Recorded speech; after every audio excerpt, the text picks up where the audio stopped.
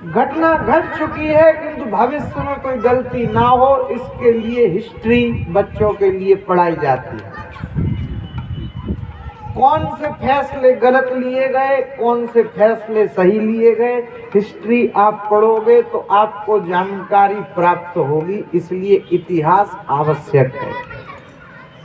और हम कहेंगे गजब की बात, हमारे भारतवर्ष में इतिहास के लिए गाया गया।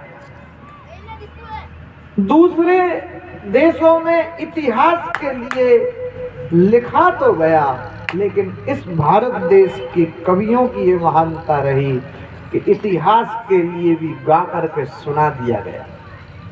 ये एक कवि की कुशलता है कि इतिहास को भी गा करके सुनाया गया।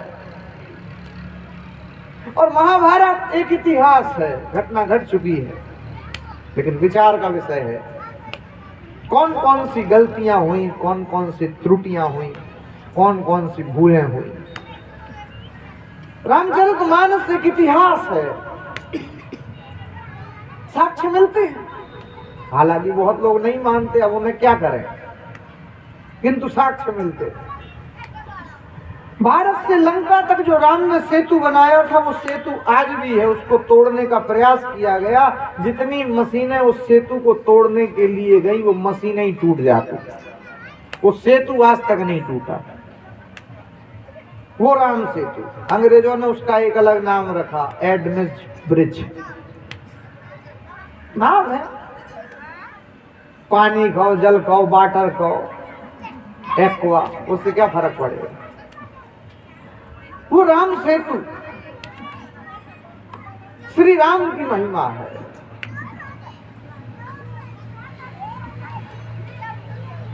इतिहास की चर्चाएं शंकर जी ने भवानी को सुनाई है। जाकर के पहुंच गए हैं कहां, श्री कैलाश पर्वत पर। विश्वनाथ पहुंचे कैलाश, ऊंचाई पर पहुंचने के बाद भी जो स्थिर है वो शिव है। गहराइयों में समझना, ऊंचाई पर पहुंचने के बाद व्यक्ति स्थिर नहीं रहता, उसके जीवन में अभिमान आ जाता है। किंतु शंकर जी बड़े सरल देवता हैं। सबसे ज्यादा सरल अगर कोई है तो वो शंकर जी। शंकर जी को देखो आप कैसे कैसे फूल चढ़ते, वो कांटे कांटे वाला फूल चढ़ता, यानी वो अगर कृष्ण जी को चढ़ा दो तो वो घबरा जाए कि ये क्या है, व्हाट इज दिस। लेकिन शंकर जी तो शंकर जी हैं। शंकर जी ये कहते हैं कि जिससे जगत ठुकराता है उसे हम अपनाते। अकौआ का फूल चढ़ता है, देखो किसी देवता को नहीं चढ़ता, शंकर जी को चढ़ता है। तुलसी की मंजरी शंकर जी को चढ़ती, तुलसी नहीं, तुलसी की मंजरी। महादेव तो महादेव, सरल, इतने सरल है कि उनके परिवार में कभी लड़ाई होती नहीं, ऐसा उनका परिवार। शंकर जी बैठते हैं नंदी के ऊपर और भवानी बैठती शेर के ऊपर, और शेर और नंदी की बिल्कुल नहीं जमती। देख लो आप, जहां विष भी है और अमृत भी है, चंद्रमा में अमृत है और गले में विष को पिया और कहा राम, तो विष प्लस राम बराबर विश्राम। ये कंठ नीला हो गया, इसलिए एक नाम पड़ गया नीलकंठ। शंकर जी नीले नहीं, शंकर जी तो एकदम व्हाइट है, प्योर।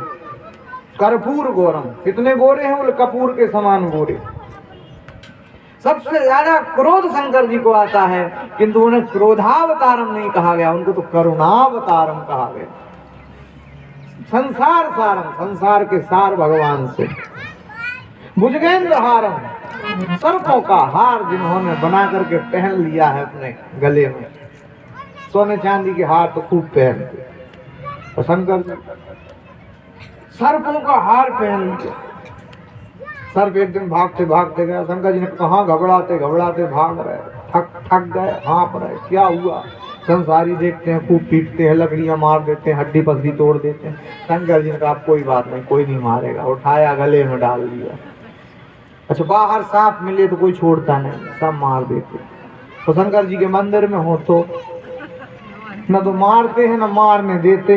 अरे अपराध कर रहा, अरे ठीक नहीं, ऐसा शिव का चमत्कार। मंदिर में अगर सर्प है तो महादेव की छत्र छाया, फिर उसे कोई नहीं मारता। ये शिव की महिमा। अब क्या कि सर्पों को लगती ज्यादा गर्मी और शंकर जी के ऊपर चढ़ाते जल, और उन्हें गर्मी ज्यादा लगती तो वो आके शंकर जी में लिपट जाते, ठंडा ठंडा सा। ऐसे सब भुजगेंद्र हारम सदा वसंतम हृदयारविंद, ऐसे भगवान महादेव सदैव मेरे हृदय में निवास करें। अकेले नहीं, भवम भवानी सहितम नमामि, भवानी जी के साथ। भवानी नहीं है तो बोले शिव भी अधूरे हैं। बात तो ठीक है, अधूरे हैं। इसलिए शंकर जी से खुद राम जी ने कहा कि आप विवाह करो, प्रकट होकर के। प्रगटे राम कृतज्ञ कृपाला, रूपशील बल तेज विशाला। शिव तो शिव है। शंकर जी का परिवार अद्भुत, गले में सर्प है, और शंकर जी मतलब गणेश जी बैठे चूहे के ऊपर, और सर्प और चूहे की बिल्कुल जमती नहीं। और कार्तिक जी बैठते मोर के ऊपर, मोर और सर्प की नहीं जमती है। देख लो आप, और कोई परिवार होता तो इतनी लड़ाई होती।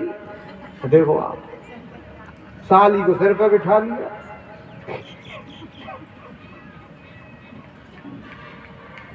गंगा, गंगा कहां से निकली? हिमाचल से निकली कि नहीं? जटाओं से।